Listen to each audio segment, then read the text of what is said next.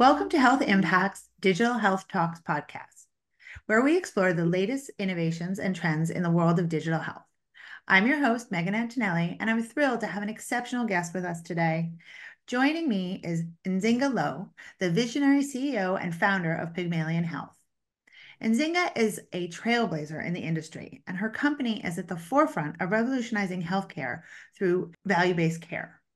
Get ready for an insightful and engaging discussion.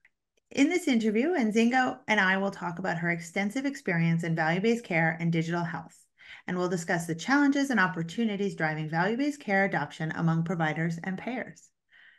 Hi, Nzinga. Thanks for being here. Hey, it's so great to be here, Megan. Thank you so much.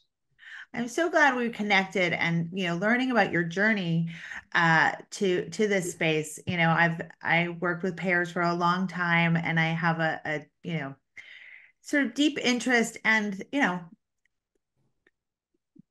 passion, I guess is hard to say around Yeah, value-based care, but I yeah, want to see it work and I want to yeah, see it come to pass, whatever we call it.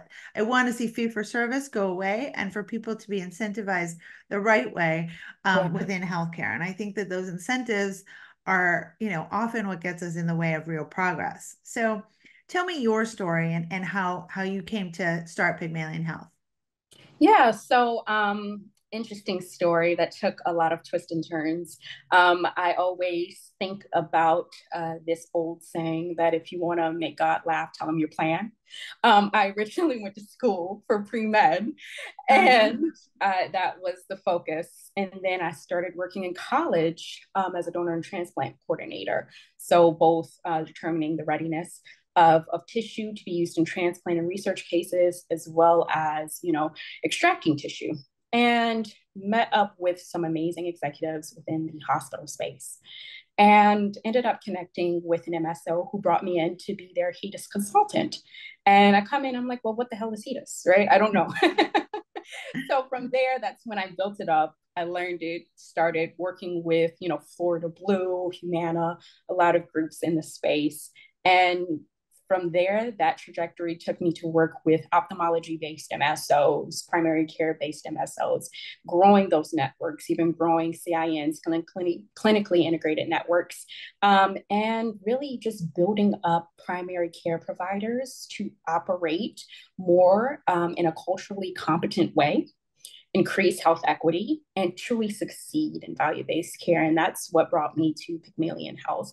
I wanted to make sure that primary care providers had a space where they could, gain the autonomy they need, right? Because when we think about good healthcare and where that was when providers knew you by first name. They knew your children. They were coming to the house or on a phone call and could diagnose you and treat you just because they knew you very well, and helping providers get back to that space where they're equipped with the resources they need, the partners they need, so that their focus is solely on patient care and not burnt out and exhausted from how the healthcare system does not support them. Yeah, well, and that's such a critical piece of this, right? And with the Yeah, changes that are constantly happening at that practice level, yeah, and certainly, to some degree, they came in to give care and to take care of patients, yeah. and HEDIS scores and the administrative burden around what it really means to be a practice leader these days, is a lot. So tell me Yeah. about some of the things you see there. I mean, because we deal at HealthIMPACT, we talk a lot with obviously big health systems that are making those big investments and have been in terms of their Epic and Cerner and Oracle systems since whatever for years now, right? Um, Tell us what you're seeing at that practice level in terms of their digital readiness and some of the factors that they're considering. Yeah, great question. I think for digital readiness, what I'm seeing is that a lot of independent providers or medical groups that operate very well within the community may not, know what digital solutions are out there. But they really, like you said, with that readiness, what that looks like for them before they can even go into these solutions is understanding, what digital health is and what it isn't. because most of the time they're looking for a solution that's going to solve all their problems or the shiny new thing because that's what's being advertised. When they do find out about the solutions out there, they're hearing about how, oh yeah, no, this is going to solve everything, and it might solve everything for one person, but not for you. So when I try to work with these groups and gauging their readiness and helping them understand what readiness looks like, it's about a clear understanding of their needs and a growth plan, and Right. making sure that they actually have the infrastructure and technical teams to really support the adoption of any of their digital health solutions from EHR and beyond. Right. Sure. And also the true comprehension, like I said, of solutions, understanding what you need in your market. So if you know you operate within an urban and a rural market, you know that health equity is going to be a key solution for you. So the digital health solutions that you operate with or connect with need to be tied to that. If you know that you require more health literacy, but in a lot of your patients have access to phones and other forms of digital support, driving a digital health partner or increasing digital health literacy initiatives will be key. So it's all about understanding, are you guys ready? Does it align with your needs, with your growth plan, knowing your market? Also, the provider's comfortability. The great thing about providers is that they have a healthy skepticism. So they are always ready to tell partners how they can actually grow, better serve them, and better be better. So I think that is a healthy mindset to have when it comes to digital health. Right. And then even what dedicated training and support teams can be present, and timeline to deploy. I think when we think of digital health being this great tool and providing so much ease and efficiency, the timeline to deploy and to actually get comfortable with it, you have to go through the bad before you can get to the good. So making sure that a lot of those groups know what it's going to take for things to actually get to that seamless process. And the same thing can be said about value-based care, right? It takes time before you start to see success, especially when you are adopting the right partners in there. And I would say for the key factors to actually consider when choosing a partner, your care team needs, the key patient information, understanding the market you occupy. Do you have a high, Medicare Advantage population, a high senior population? What do digital health solutions look like for them? Do they have a great connection with children and grandchildren? Can they start to get them comfortable with these solutions? Or would the caregivers and the family members benefit from being a part of the solution deployment as well, even for them? Right. And you have to know and live and breathe your data. I always tell clients that that's how you know what solution and what partner is for you. Yeah. Yeah. When it comes to, the physicians, providers that you're meeting with, are you seeing, in terms of, when I think back to, when I started, where, you sort of imagine maybe an older male who's perhaps not as tech savvy. I have to, at least in my optimistic view of the world, that there's the physicians are coming out of medical school ready, more digitally savvy nowadays, right? So but you mentioned the skepticism, and it's like they've just invested a tremendous amount in their education and in getting through this. Now we tell them, oh, and you need to buy all of these systems and practices and and have the support staff to manage this. I mean, what is that conversation like in terms of getting them to understand that this is a significant investment, or are you finding that they come ready and knowing that's coming, that's part of running this business? Yeah, I think, and that's actually an interesting topic. At the conference that I just spoke at, there was a student just getting out of residency, actually a physician getting out of residency, and saying, you learn how to care for patients, but you don't know how to deliver care. You're never trained in that. So you understand, digital health, you understand the advancements that are happening within the space, but not what that looks like from a payer side, not what it looks like from you keeping doors open for your practice, how to implement it from an administrative standpoint, not just clinical. So I think for that, that is a bit of shock coming into a space thinking that, okay, I'm going to be treating patients, but also I have to keep my doors open. I have to partner with people. It has to, what I always like to say, mission and margin need to align. And you're not trained in that. You're not trained in the margin, you're trained in your mission, which is a beautiful thing. And then that's why it's key that providers have that support, because you may be very tech savvy, but it's difficult operating in this space where no one warned you or gave you an understanding of the science or the business of healthcare. Right, right. And that, I was just going to say, the science of medicine is very different from the business of healthcare, right? And where they're trained. So, and if value-based care in some way, you know, whether euphemistically so or not, it represents the business of healthcare and where it should go and could go.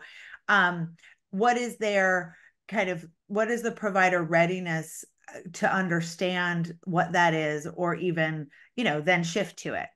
Yeah. For value-based care, I think when a lot of groups get into it, they think this is going to, because what is value-based care? You're seeing patients less, supporting them more, connecting them to resources, and preventing burnout. But that takes time, right? When people say that value-based care is difficult, it is, because what you're doing is you're operating in value-based care with certain populations. You're going from a commercial standpoint where it's very lax, and then having to train patients and providers to be structured with that demographic. So those with, you know, Medicare Advantage, right? So that's why I always say the main challenge is it takes time to succeed. You have to learn that things have to be structured. You're going from a patient that was told, okay, I'll see you once a year, to now I need to see you several times a year, especially if you have a chronic condition. I need you to get your screenings. I need you to stay up to date, get checked in, get a call, right? So it's a shock for the patient and the provider, who's now operating in fee for service, Medicare Advantage, maybe ACO REACH, various programs. So it's confusing. They have so many metrics and benchmarks to maintain and oversee. And like I said, you have to be really bought in. You have to be comfortable with going through like the rough parts before it starts to make sense. And I think that's really the big challenge overall for value-based care. If we're going to actually see true value, it needs to start from the beginning, right? You know, it needs to, you know, be operating in Medicaid, right? And we now are starting to have managed Medicaid programs, but the same investment in Medicare Advantage needs to be made in Medicaid, because really, what is Medicare Advantage but a lot of Medicaid patients that aged in and became eligible and got their benefits. And even from the commercial side, making sure that patients start to build that autonomy. So that's what I'm seeing with the challenges of providers getting into value-based care and the various programs that are out there. And I think digital health really is a tool that enhances that. I know some people may think that, you know, digital health is a saving grace, or they try to get people to understand that. But I think it's a very clear thing that digital health will never be the, you know, the end all be all. It is just that support that builds upon it, because digital health is ever evolving, and it's definitely growing. Right. Yeah. And that's, I mean, we talk about it as a, you know, sort of the transformation that's occurring, but of course it's just a collection of many tools, right? And where the EHR is maybe the foundational tool of that. And then it becomes, what are the add-ons, the elements that bring it together. But with value-based care, I mean, basically what you're saying is provide more care, but we're going to pay you over a longer time and for the results that we see, right? Yes. And it, you know, and so from a provider standpoint, that is, it's a, you know, how do I do that? You know, and in a world where they are, you know, very burnt out and over, you know, over too much pressure and overtasked as it is, it becomes a complicated, endeavor. But Yeah. I do, and I've had this conversation with a few folks already, in that with AI and ambient listening and remote Yeah. patient monitoring and some of these technologies that are just, coming into the adoption, at a point where we can see their value Yeah. and truly measure it, where physicians can in fact do Yeah. more with less, because those Yeah. tools are doing that. The EHR was not one of those. The EHR was do more and then do more. Yes. Oh, Do more and still care for your patients. Just record it all here. yes. But these new technologies, and some aren't so new, but that are getting more rapidly adopted recently, Yeah. are there to amplify the care work and make some of that work cheaper and Mhm. just as good, right? Exactly. So where are you seeing excitement from your providers? Where are you Yeah. seeing, more fears or trepidations or concerns around what some of these digital health solutions can do? So obviously, and I think we've all seen it, the conversations of AI scribe, like how detrimental will it be? But I think really how we see this digital partner, because digital health isn't going anywhere. Advancements in AI, they're not going anywhere, but we have to be mindful of who we partner with in terms of companies to make sure that they align with our mission as well. And that will start to wipe away some of the fears. But many people will argue, well, patients are against AI. I've heard some of those arguments, but we all have cell phones. We all have smartphones. Our grandparents are using Facebook, right? They're connecting with us, so we're already active within this tech-led community. I know that there are some communities though that may not have access to it, right? Like rural communities. So it's very key that we're making sure that even community partners are a part of that care continuum, because care doesn't happen in a vacuum. So I would say that's how we start to shift the focus. We the champion approach is what I like to call it. Change happens and true transformation happens from the bottom up. When we see what our patients need, when we hear what our doctors need, that's when we're able to shape these tools. And digital health, again, it's a tool that enhances health literacy initiatives, right? There are some amazing tools that increase health literacy or can connect patients to health literacy, to treatment plans and synchronous care, like digital therapeutics, which is putting the patient in the driver's seat, improving, diabetes understanding. And that's another health literacy tool, digital therapeutics. There's one app, and I can't think of the name of it, but it is amazing because it educates the patient with diabetes and how to improve and manage this condition through a game. So they're every level, they're learning something new. There's digital therapeutics in depression and social isolation, which can exacerbate certain medical conditions and disease states, and even in anxiety and cancer. So I think once we see that patients want to be a part of their care plans, because they truly are the owner of their plans, and we're seeing a lot of community organizations advancing how patients even connect with their providers. There's some community groups that are allowing patients to do telemed visits, in their spaces. And I think that's why we're seeing a lot more providers be bought in, because they know that advances the access to care, that enhances the treatments that they're offering and that they're currently doing. And it also brings them into the full care continuum. I have so many providers that tell me, oh, I didn't know this patient was seeing this provider, didn't know that they were taking this medication, because sometimes you might not have access to that information, but digital health and AI is starting to bring that right to your doorstep, especially when it comes to managing open care gaps. If you're going to really take care of that patient, have it at point of care, right? The Right. alerts around, open screenings, RAP, and chronic conditions and HCCs that need to be reviewed. There are some amazing partners. Navina AI is one of them. that at point of care, you're finding out what open care gaps are there. That puts less stress on the provider who's in these value-based care programs and less stress on the patient because they're not having to be called back and forth to come in for appointments for things that were missed. And then even from the pharmacological side, with drugs, another patient-centric support that I'm seeing is Decision RX. Jim Wallace and Travis Morgan, what they've created is amazing. I think their tagline is the most expensive drug is the one that doesn't work. And that Right. couldn't be even more true. And what they're doing is they're making it so patient-centric. They're doing tests from a pharmacogenomics level where they're actually learning how your body actually metabolizes their prescriptions.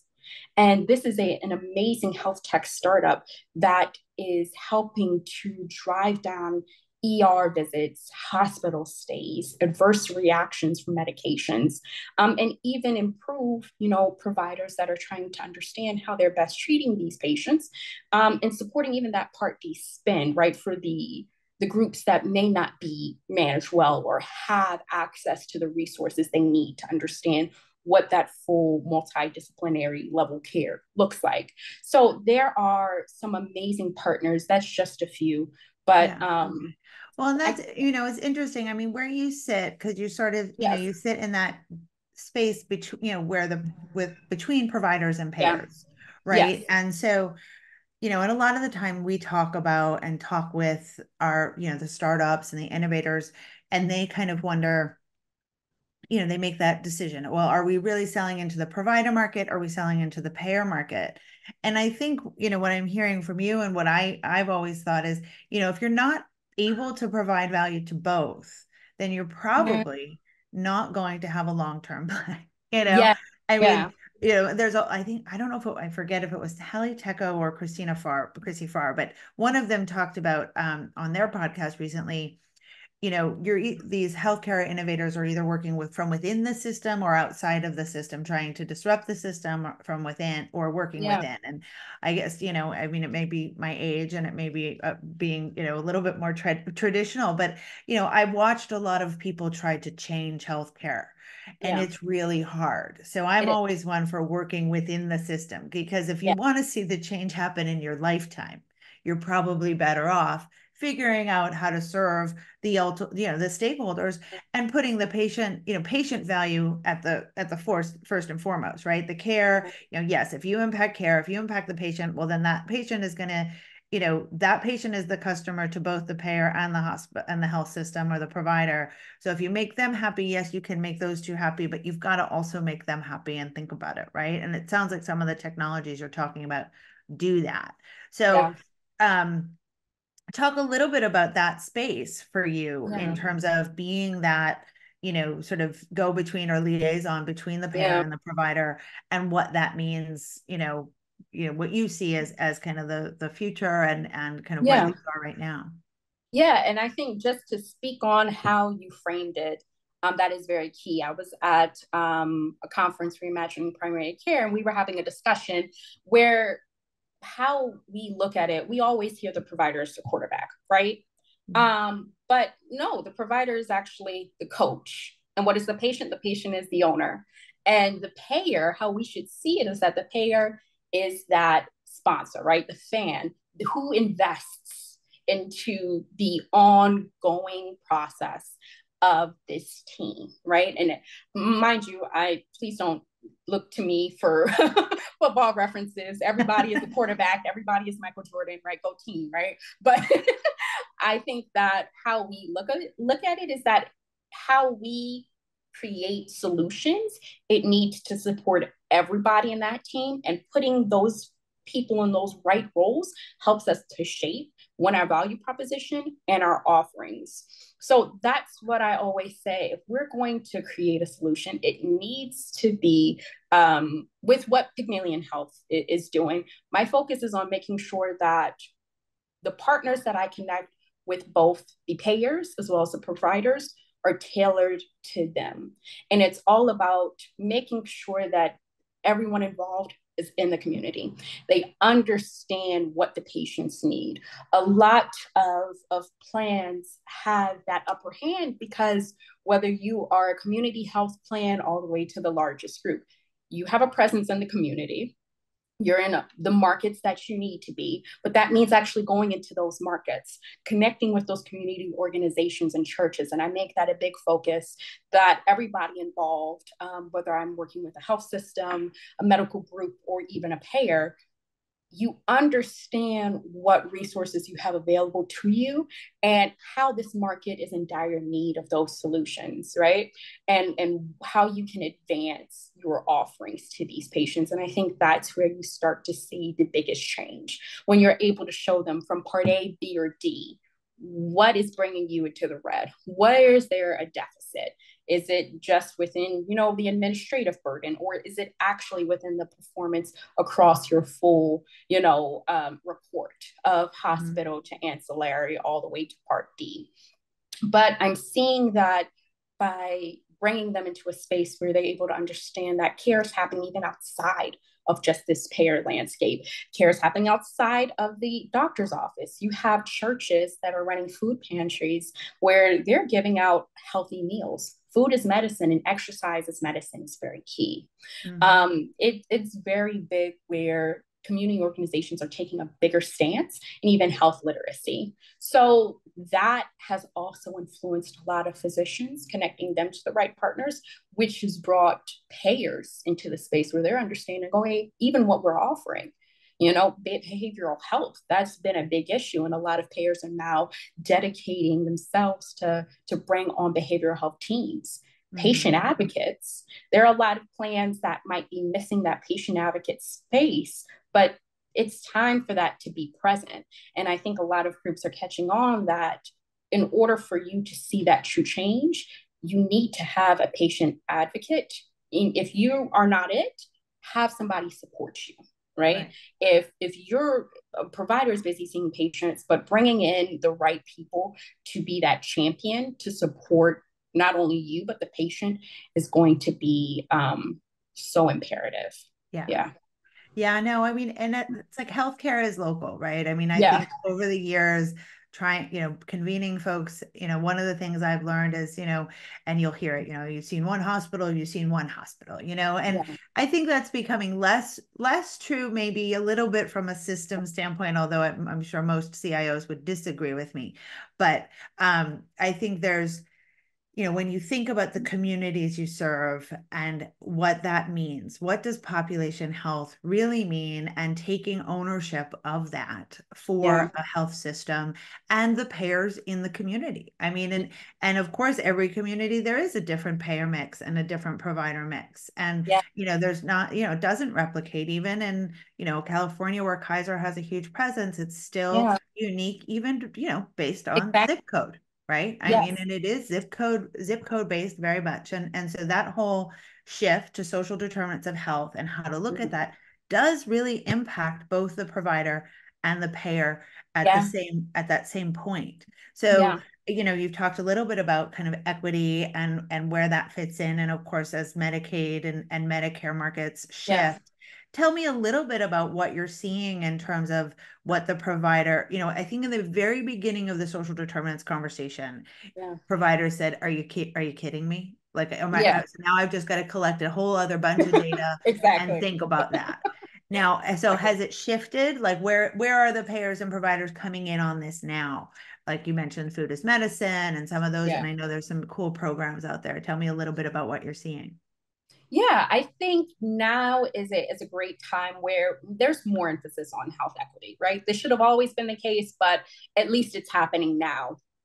And we went from having in the beginning a misconception, oh, well, certain patients in certain areas don't have access to technology. That's not true, right? Even the homeless populations that might be on Medicaid or Medicare, they have cell phones. But what we need to do is connect them to charging ports, connect them to areas where they can, be able to still see their physician, or, how they can get access to, like you said, food as medicine, and even exercise as medicine. I think that's where we're seeing a lot of improvement in the programs and the offerings. There are a lot of amazing partners in the behavioral health space, because we know that that is very critical. That is very key, especially in terms of underserved communities, because sometimes mental health exacerbates hypertension, exacerbates diabetes, a lot of the chronic conditions.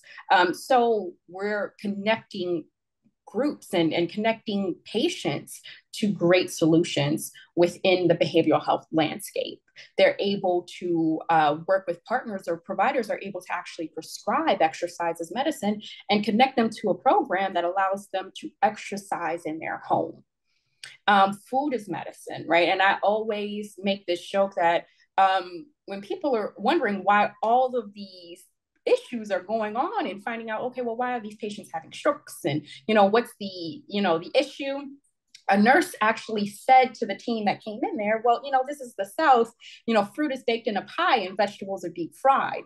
So when we think of food as medicine, most people used to offer groceries, but what do you do with groceries but cook what you know, right? Food as medicine is now shifting that to where you're actually learning how to create food that aligns with what you want and what you need, things that actually improve your health, that build that partnership and that relationship with your care teams, and puts you in the driver's seat as a patient to how you're able to even transform your health outside of that visit.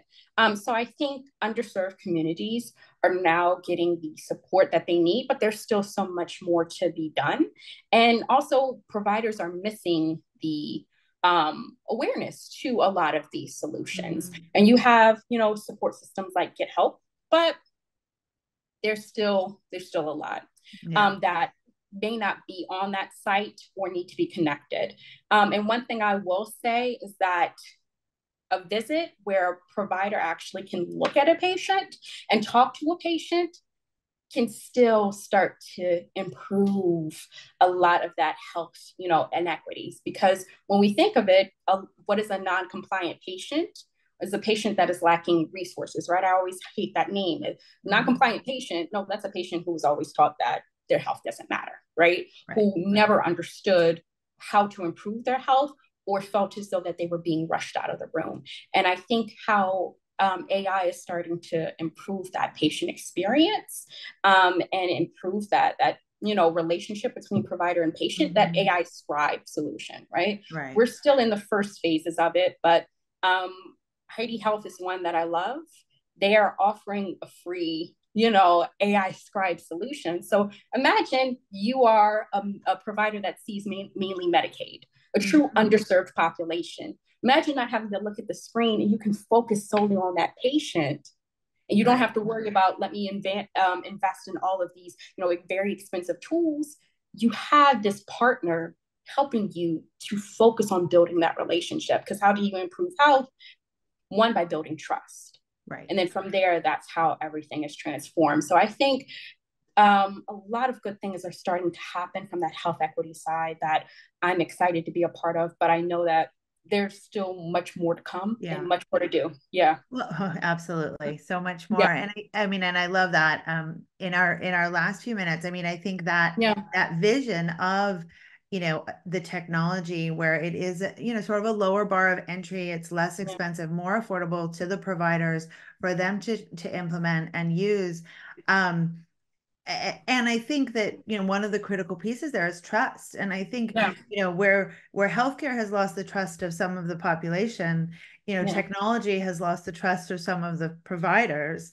And it's how do we kind of rebuild that trust, and where are some of those opportunities where we can have more of an impact on the population. So, in terms of just, I think you mentioned one right there, but are there other kind of, to leave us with in terms of those opportunities for both providers and payers to really work together to get some of these technologies, both, in the hands of the patients to then improve that trust and ultimately that engagement, right? Because that's what, in terms of a patient, a non-compliant patient is not engaged, right? So what are some of the most promising areas there?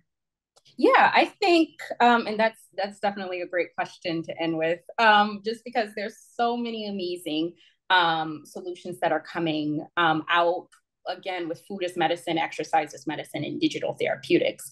But I think with these vendor partners, the providers, and even the payers, we need to think about what care looks like for the patient, right? If we're truly patient centric, we need to go where the patient is and things need to be structured from the vendor and the payer side. I would say that we need to start looking at what it means to support rural communities, what it means to support FQHCs, free clinics, right? The independent primary care, because medical groups and health systems, they have the infrastructure, right? And we're focused on building those up because they are doing a lot of good to serve vast and diverse populations, but we need to make sure that the solutions that we're investing in and making sure we're actually investing in solutions that support those groups that require that extra bit of love and care. So I would say that's where we're at, just bringing more awareness to community partners, right?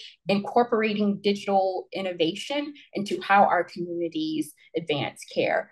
Doing a better job of connecting community groups to these digital health innovations, as well as bridging the gap between provider and communities, and bridging the gap between community partners, digital health partners, and payers, because that's where we're going to see the change, because it does take a holistic approach to improve care. And that is where I see digital health innovation truly benefiting, by closing the gap and connecting all partners. Yeah, no, absolutely. Well, I love that. And thank you so much. I mean, and I think that piece of where digital health and these interventions can truly impact those who need them the most, not just the worried well, but Yeah. those who need them the most, and create the connections between those who have been, had less access. So thank you for sharing that with our audience and all the work that you do. Thank you. And I love that we've connected, and Yeah. look forward to working with you. Tell our audience where they can contact you. Yes, you can find me on LinkedIn. My name is Nzinga Low. To learn more about Pygmalion Health, you can go to pygmalion.health, or you can reach me by email, nzingalow@pygmalion.health, to set up some time to learn more about what we're doing. Perfect. Thank you, Megan, so much No, for this. thank you too. And until next time, keep exploring the exciting world of digital health. And remember that together we're shaping future and making an impact. This is Megan Antonelli. Thanks for tuning in.